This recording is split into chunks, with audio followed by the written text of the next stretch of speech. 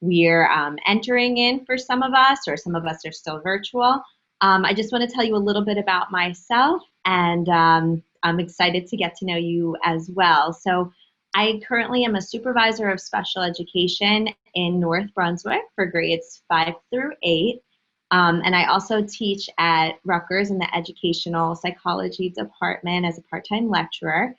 My background, I was a special education teacher. I've taught in inclusive settings, in resource room, and in self-contained settings and out of district. My passion really is on inclusivity and students with special needs and students who need additional support in the classroom. So when I read about culturally responsive strategies and work to train our teachers, a lot of these practices really do apply. And in the virtual learning environment and the hybrid learning environment, there is a learning curve for all of us. We are all starting fresh, and they're integrating these practices in this environment can be challenging, but still just as meaningful.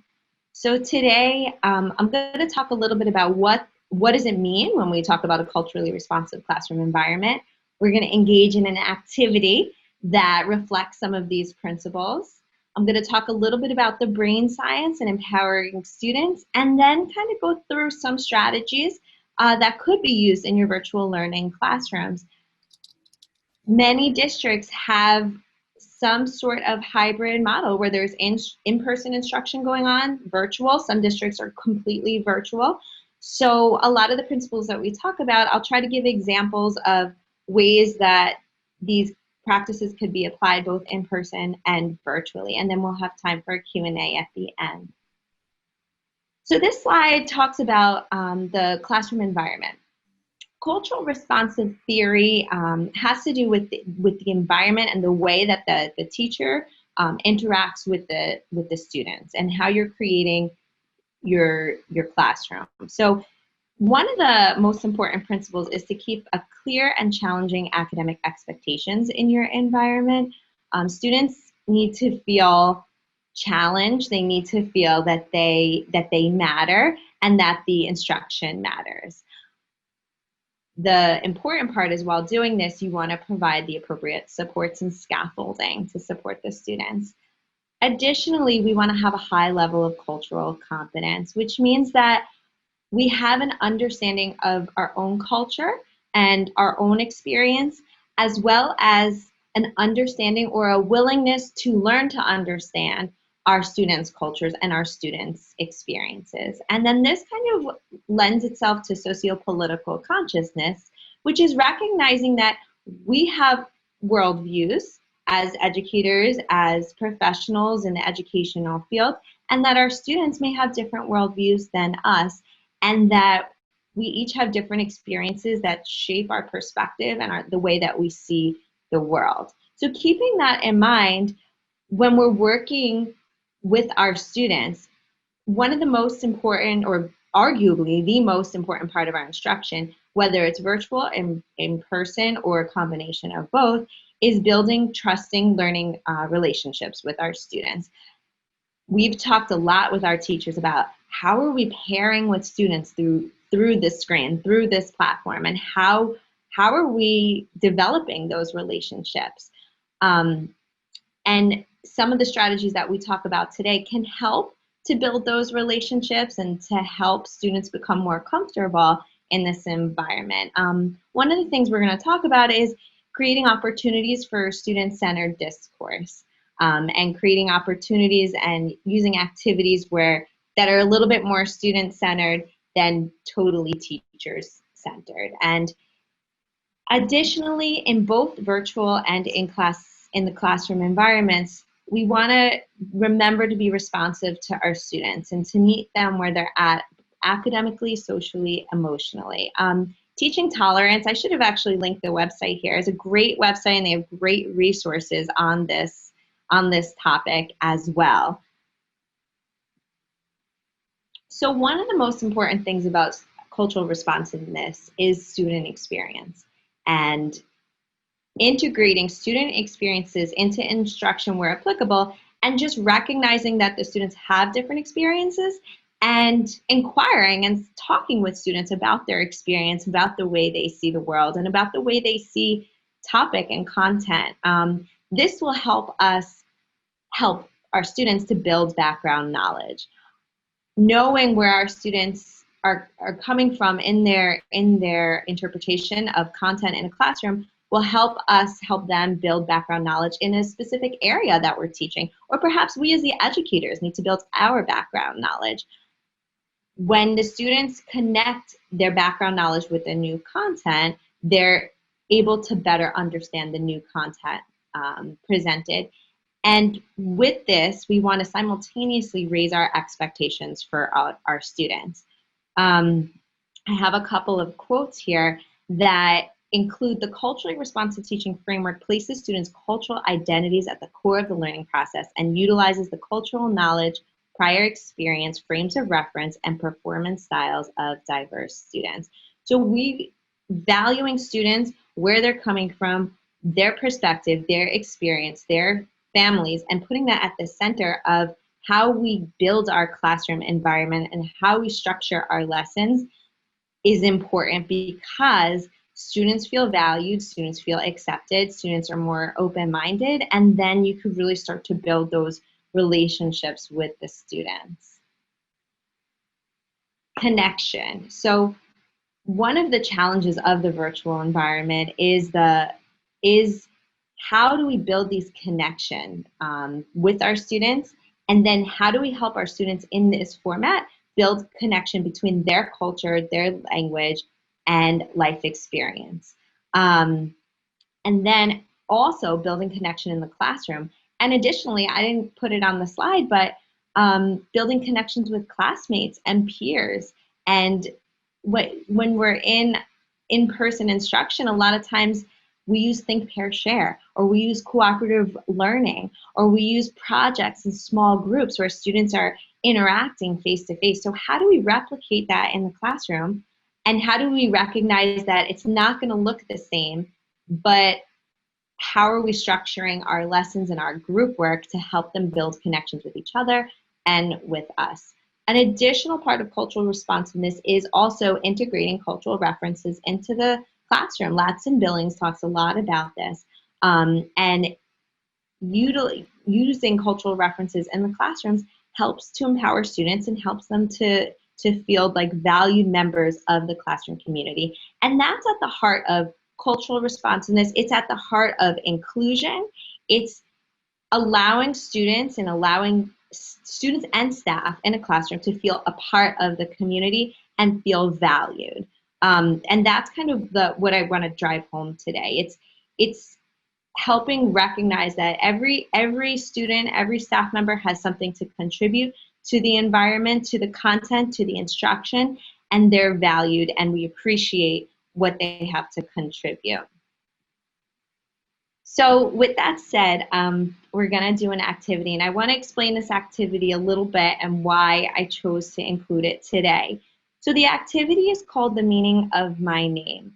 An activity like this could be done using a Padlet. It could be done using Jamboard. Today we're going to use the chat feature on Zoom. And basically what I'm going to ask, or what we're asking, is, where does your name come from? What's the meaning of your name? Why were you named your name?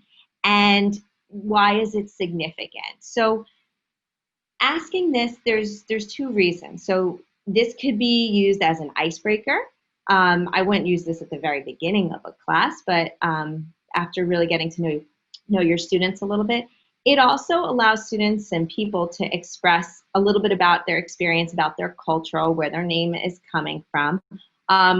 Or, it could be something like my first name is Alexis, and I really think that it had to do with dynasty, but my parents don't admit to that. So that hasn't, it's not really a cultural reference, but it's something about me. So what I'm going to ask you to do is, you don't have to click on this link. This link here actually brings you to a Padlet. So if you were to use this in your virtual classroom or in your hybrid classroom, you could use something like a Padlet. You could use something like a Jamboard too, which is, it's through Google, and it's a shared space where students could contribute. They could draw on it, they could put post-it notes, they could copy and paste images from the internet, they could work collaboratively on different projects for Jamboard. But for today, I just want to use the chat. And as you write the meaning of your name or the significance of your name, think about how this activity or how an activity like this could encourage cultural responsiveness in the classroom.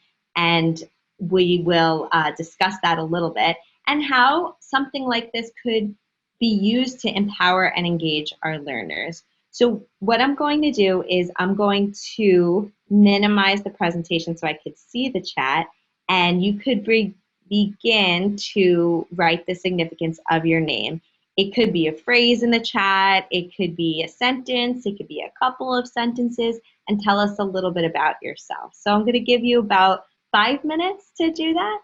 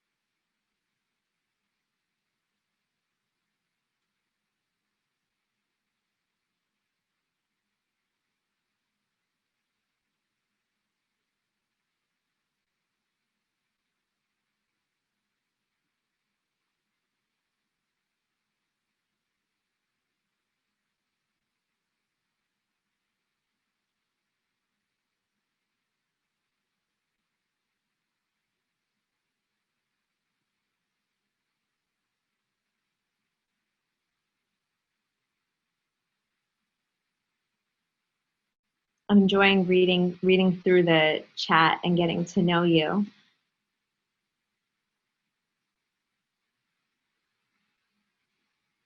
Just a couple more minutes and then we could talk about it.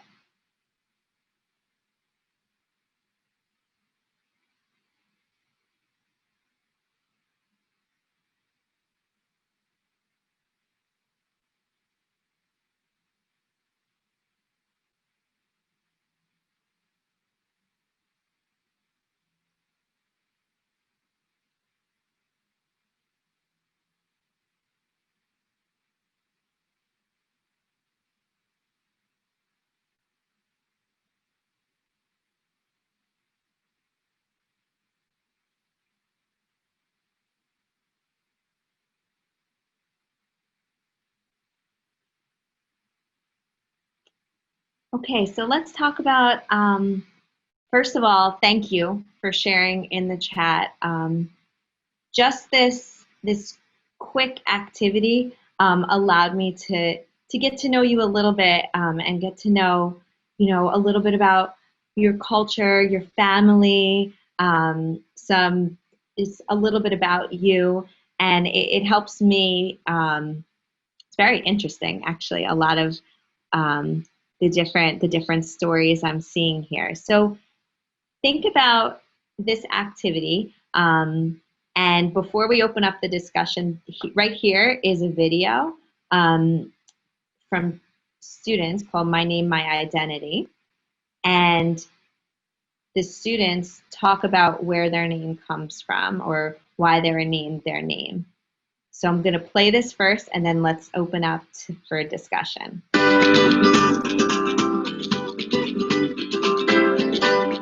My name is Mariah. I was named after my mom's best friend. People usually pronounce my name Maria, but it doesn't bother me. My name is Lizette. My name is Zach. My name is Maya. My name is Richard, and I was named after one of my grandfathers. My name's Jaysha, and my mom gave me that name because she thought it would be nice. She mixed a bunch of names together, and it came out as what it is.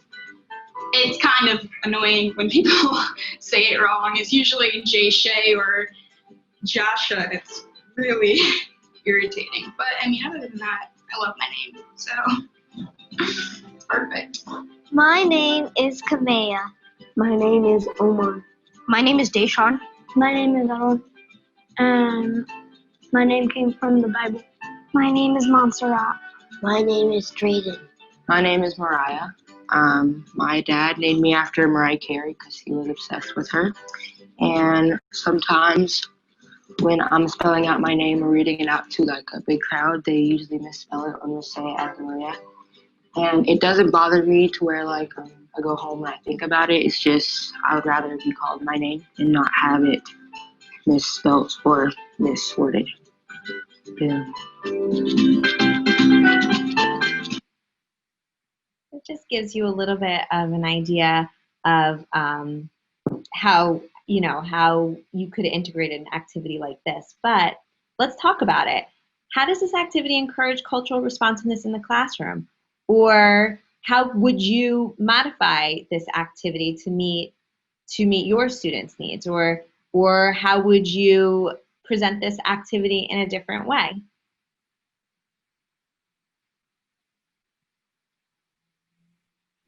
And you have the power to unmute yourself, so you can go ahead and do that. And we can go from there. I don't think we don't have a huge crowd, so it's okay. Yes, you could definitely unmute. Yeah, the correct pronunciation is huge. A lot of times in the beginning of class, I try to spend a lot of time making sure that I do have the correct pronunciation of people's names. And it's so super important. I mean, so my name is Makeda, right? And so I get Makita, Marquisha, Marquita. I get anything that people want to kind of throw at me because they don't want to kind of look at it. And I get it. It's a little different. So you want to look at it a little bit carefully. But my name is Egyptian. It actually is, in Egypt, it's spelled M-A-K-A-D-A or M-A-K-E-D-A. But my parents, who had Ethiopian friends at the time, my name is Ethiopian, I'm sorry, I didn't mean Egyptian.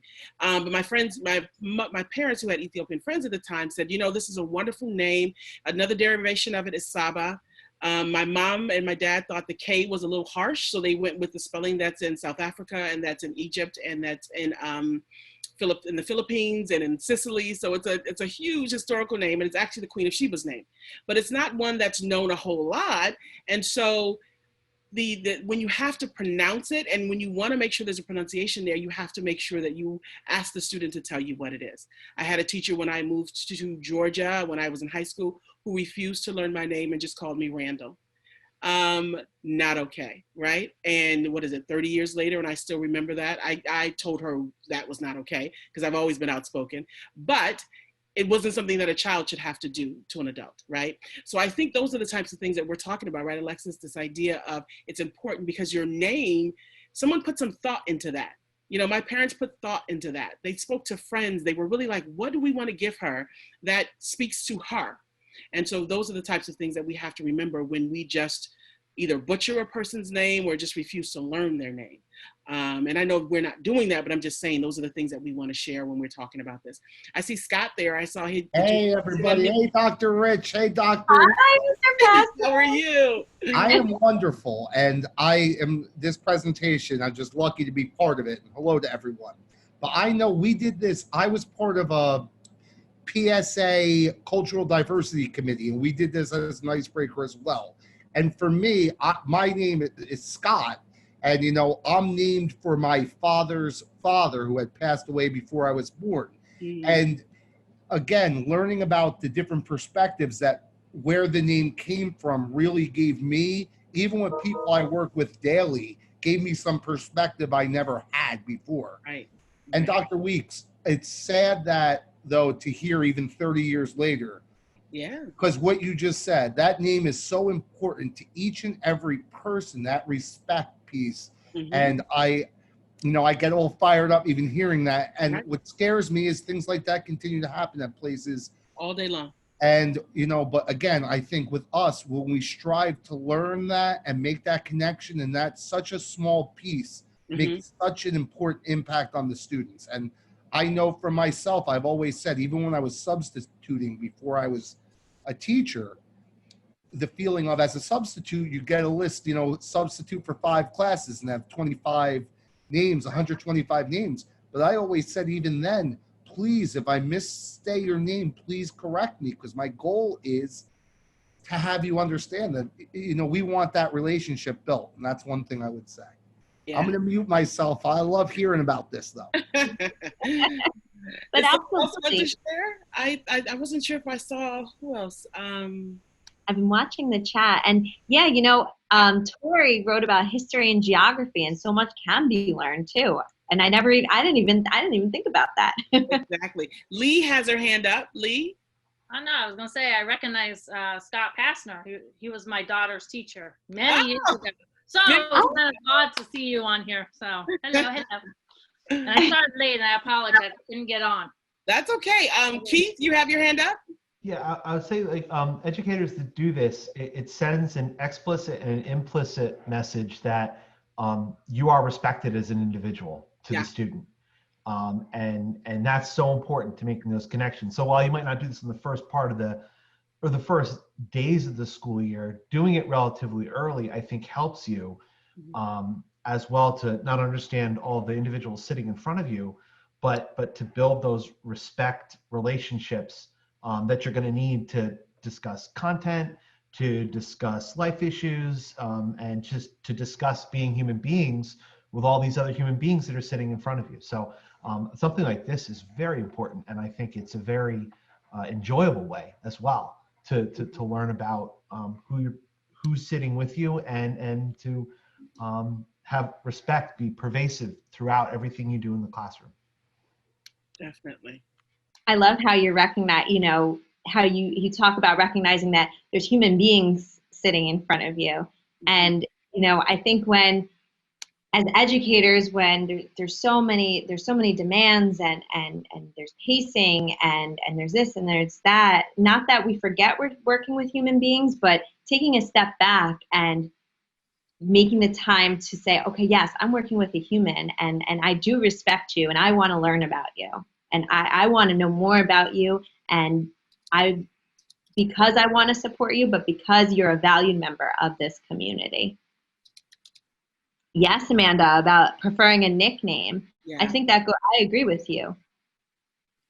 Absolutely. And that does, because there's a lot of students who would prefer to be called something totally different, or who do not prefer a nickname. I've learned that as well. So asking them what a student or what a person wants to be called, I think, is very, very helpful. I'm following up. I think that's so important too, because some children, that identity of themselves with that nickname becomes part of them. And Mrs. Taylor, please tell Jessica I said hello. I know it's been probably 9-10 years, but please send my best. She graduated high school. Oh, that means that I'm growing up too. I'm growing up too, I guess. Yeah. You look the same. I see here that Kim says, which is really also to the idea around preferred pronouns, as well as we start to move forward and start to think about how we're addressing everyone, everybody. That is super, super important as well. This idea of how you see yourself, how you're perceived, what you believe, that's super important. And I think that when we poo-poo it, away, you're pulling away a lot of what this person is and believes, right? And so you have to be very careful around that and be very thoughtful, because you have to think of yourself in that setting and in that situation, and how do you want to be seen? And that's the biggest line, you know. Yeah, absolutely. Absolutely. It's a great point. And also, I'm going to point out one more comment in the chat. The stories do give you a good way to remember the names, especially if you're working with a lot of students, and if you're maybe working in the middle school or a high school environment, or if you're at the university level and you see a lot of students. The stories can help you remember the student's name, what they want to be called, a little bit about their experience, and it allows you to just get to know people better. Excellent.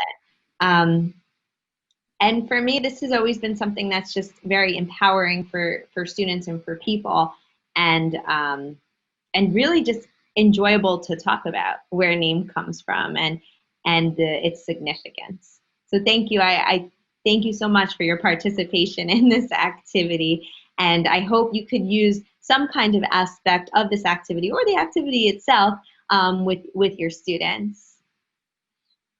I want to transition a little bit to Zaretta Hammond and brain science. I find her very interesting in the way she talks about cultural responsiveness and the science of the brain. So I pulled a couple of quotes for this presentation that I think are pretty applicable in creating a culturally responsive environment. And when you look at culture, she says that it's the way that every brain makes sense of the world. And honestly, until I read that line, I didn't really think about culture in that way, but it makes sense. It is the way your culture is rooted in your experience, how you were brought up, and it is how you make sense of the world that forms your perspective.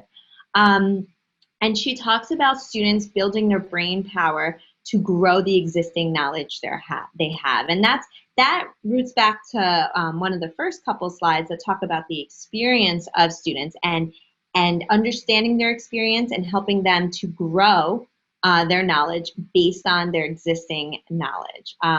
So I thought that was really important as we frame our lessons and our approach to our students in the classroom, both virtually and in person. Again, integrating experience into your virtual setup or your in-person or your combination, your hybrid setup, I think really helps students to feel comfortable, and it helps us to build the positive relationships. And it's important to remember, and it makes sense, that positive relationships are built on positive interactions. It's reinforcing. When you have a positive interaction with somebody, you want to interact again with them. It reinforces that connection and that relationship. So, when a student is praised, she talks about that the brain releases dopamine, and it's a positive cycle.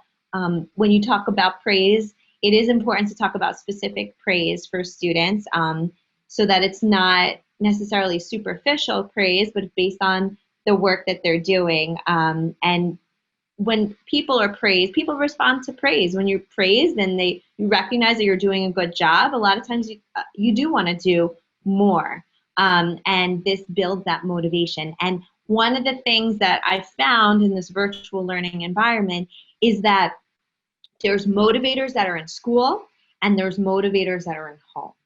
And for some students, there's similar motivators both in school and in the home. But for some students, there's different things that are motivated at home or motivating to them at home than what's in school. So finding what's motivating and then increasing that motivation so that the student will feel more comfortable and will connect virtually takes a little bit of time, but it's worth it because it helps solidify that relationship.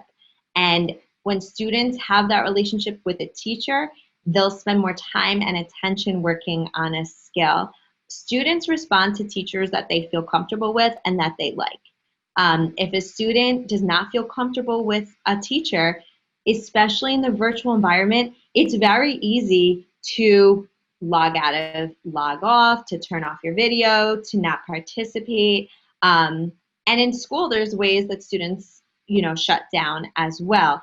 So it's finding ways to build that motivation that's so important, especially now, especially when we're in a time where students can feel extremely disconnected from their teachers, from their friends, from their family. So using that in our instruction, or just remembering that, I think could be very helpful.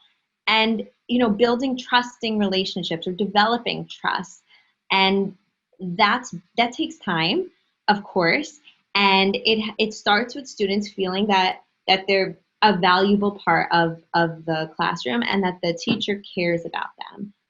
When students feel and recognize that the teacher cares about them, it helps in developing a trusting relationship. And this is a key part of a culturally responsive classroom.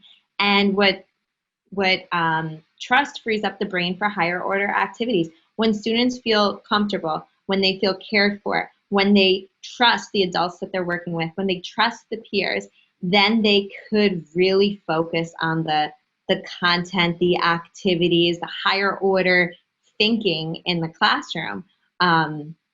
So that's kind of at your core. That's what you want to do for all of your students. You want to develop those positive relationships and trust. And that's easier said than done, especially when we're in a virtual learning format, in a hybrid classroom. But honestly, when you're in person as well, it takes time to develop those trusting relationships and those connections. It's tough. It's challenging for students, but it's so worth it and makes such a difference in the classrooms. With that, I wanted to talk a little bit about bonding. So we talked about connection and trust, and social activities cause the body to release the hormone oxytocin. So this is what Hammond talks about, and that when you bond with others, it creates psychological safety. So again, this hones in on that connectedness in the classroom. And when students feel connected, they'll participate, they'll ask questions, and this helps them to engage in a growth mindset. So a lot of this is talking about how we're going to create those connections and how you're going to establish those bonds. And it's very tricky when you have students who are only in, I don't know if you're in districts that are doing a cohort model, or they're in a half day, or they're full virtual, or maybe they're in full day. The amount of time that they're interacting in person is most likely less than before we moved into virtual and hybrid learning environments. So it's taking these principles of building connections and relationships and translating them into a remote setup or a hybrid setup. So I wanted to also, with that said, talk about reality pedagogy. So this is a little bit repetitive, but I thought what was interesting that Emden discussed is the disconnect between sometimes our perception and the perception of students. So taking the time to understand where the student's coming from, even if as the educator, the educator might not agree necessarily with the student, but understanding their perspective and where they're coming from will help in the presentation of material and will help in the classroom environment. It will help also in understanding behavior. So Emden gave the example that there was a picture of a student with their head down, and they kind of looked totally turned off from the class, kind of was not participating. And the perspective of the teacher might have been the student just was choosing not to participate, was being defiant. However, when you ask the student said that I forget, he or she had their hand up and they weren't called on, so they shut down. So understanding that the student has a perspective and wanted to be called on, and as the educator, you can't call on everybody, but just understanding where that shutdown, where that behavior came from, will help the teacher when they're presenting the material or interacting with the student to understand where the student's coming from. And that also contributes to a culturally responsive classroom.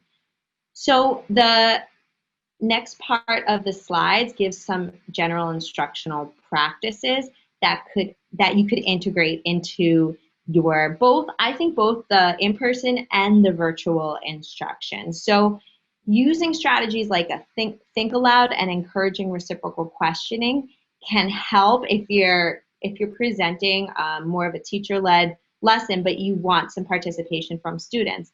Now, it's kind of awkward for students to participate in a forum like this sometimes. So using, I think Zoom and Google Meet are having some like emoji features, using raising your hand features, thumbs up features like that to just increase some engagement in your instruction is very supportive. Scaffolding material, understanding, figuring out where students are at and where their experience are at, and scaffolding your instruction to meet them where they're at will absolutely is a supportive approach to maintaining high expectations, but supporting students to get there and understanding that there's steps that need to be taken to get to the level of expectation that is perhaps in the classroom. Using interactive journals. We have some of our teachers, it's so cool how they're using interactive journals virtually.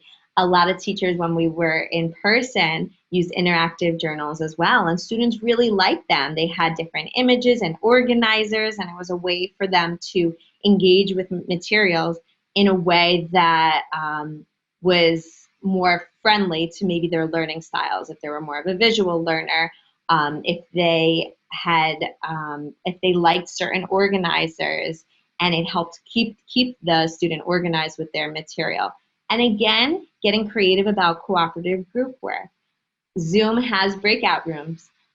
Google, I think, just came out with their breakout room. So using breakout rooms for students to interact and feel more comfortable speaking with each other, encouraging students to work collaboratively on an assignment, on a presentation, on a document, using the group chat feature for students to work together, and scaffolding students, helping them with the skills needed to interact with each other. So we talked earlier about building learning partnerships. Some teachers have used different activities in online spaces like show and tell or scavenger hunt to help students feel more comfortable. What I found very effective, and I think what some of our teachers have found effective, is gathering some feedback, asking students how they want to learn. And I might think this Jamboard I created is the most amazing thing since sliced bread, and it's so clear and it's so awesome. And the students might say, well, I don't really understand it. I'd rather this type of instruction. Or I really liked, Dr. Rich, when you used the flip grid. Can we do another flip grid? Just asking them their feedback, first of all, gives you an idea of your instruction. It kind of allows you as the educator to check, okay, how am I delivering my instruction? How can I make my instruction clear? What's engaging? What's not quite engaging? And it gives students kind of a say in their learning, and it helps them to feel empowered in the classroom, and it helps you to develop that responsiveness, because it's very easy to not quite to think something is clear. There's been plenty of times that I've presented a concept that I thought was very clear in my head, but when I delivered it, it wasn't as clear as I thought. So asking the students for feedback will help make the learning more student responsive in the classroom. And validating students and their families. So we have students who are still not comfortable with the technology. It's a lot to navigate if you're using something like a Google Classroom and you have a long stream of assignments and you have this Google Meet and that Google Meet and this Google document, and your computer has a ton of tabs on top. So asking students, what are you familiar using, and helping to teach them how to use the technology. When we started with virtual learning this year, our teachers really took the time to help students to navigate their classroom, where things were. I just had a teacher talking to us about how she figured out in Google Classroom that you could color code, and now all of Monday's work is a certain color and all of Tuesday's work is a certain color. And this really helps students to organize. But sometimes if you don't ask them what their comfort level is, we might not know. You might assume that, oh yeah, they know how to click on this Google Meet, but they might say, hey, can you show me how to do this? Using icebreakers, using student introductions, things of that nature really help to validate students and their families. This slide talks about a few strategies. I know we're nearing the end of the presentation, so I'm going to talk just a little bit quicker. I want to focus on English language learners. All of the strategies that we've been talking about help support our English language learners in the classroom. Scaffolding and supporting their background knowledge and directly teaching vocabulary and exposing students who are English language learners to vocabulary and vocabulary within the instruction will help them to build their background knowledge, and it helps you assess where their experiences are, and perhaps you could provide experiences virtually or in person that help them link the concepts to their prior experiences. Utilizing alternate assessments, presentations with the voice. We've talked with our teachers about maybe you could verbally assess a student. Using images. Jamboard has been a really nice, engaging strategy where students are able to get very creative in their responses to different activities. Again, we talked about some of these teachers and this gamified teaching, but a lot of times students are really uncomfortable participating in the virtual format. So allowing them to use emoji, to use the chat feature, to raise their hand, to like, helps just increase that engagement. It's the same kind of thing like in the classroom when you'd say thumbs up if you understand, thumbs in the middle if you're not so sure, thumbs down if you need me to explain again. Or it's kind of like if you use a whiteboard as a formative assessment. It's kind of like that. And I think that could be very helpful, and it helps you as the educator to gauge how your students are understanding the instruction. So we only have a couple minutes left, so I want to direct you to the end of the slides where some resources are. Over here, there's some choice menus and some virtual icebreakers that I think could be used as supportive strategies in the virtual classroom. Choice menus are an awesome feature that you could both use in person and virtually, and it helps students because it gives them a controlled choice essentially. And it allows you to differentiate for different learning styles. This slide talks a little bit about assessment considerations for English language learners. This website here is a great resource, and that's where I got some of the information for this slide from. And I just want to direct you to this page here. Has a lot of great websites that I used as I was building this presentation. And it has a lot of really, in each of the websites have connecting websites with different resources and different literature that I think could be useful for you as you work to increase your cultural responsiveness in the classroom, or if you're just here to learn about cultural responsiveness. These resources are really, I found them very informative. Here's a few more of them, and then here are the references for this presentation. So I'd really like to thank you for participating, and thank you for joining me today and for engaging in discussion. And my email address was on the first slide. So if you have any questions or you want to talk, I do apologize. I know there's not too much time for Q&A. We could probably take about one question, maybe 2 questions. Can you show us your email again, or I guess the first slide? Sure, absolutely. Because I came in late. Here you go. Okay. Yeah. You're welcome. Uh-oh, it went somewhere else. Oh, there it is. It lagged a little. So yeah, feel free to email me if you have any questions, if you want more resources, if you want to discuss ideas or strategies or problem solve. I'm here as as a support. I definitely, you know, I'm learning right along with you, but there's a lot of interesting stuff out there. And the most important thing is that we're supporting our students and we're helping them to feel more comfortable in these unprecedented times. So I want to thank you. I'm going to pull up the chat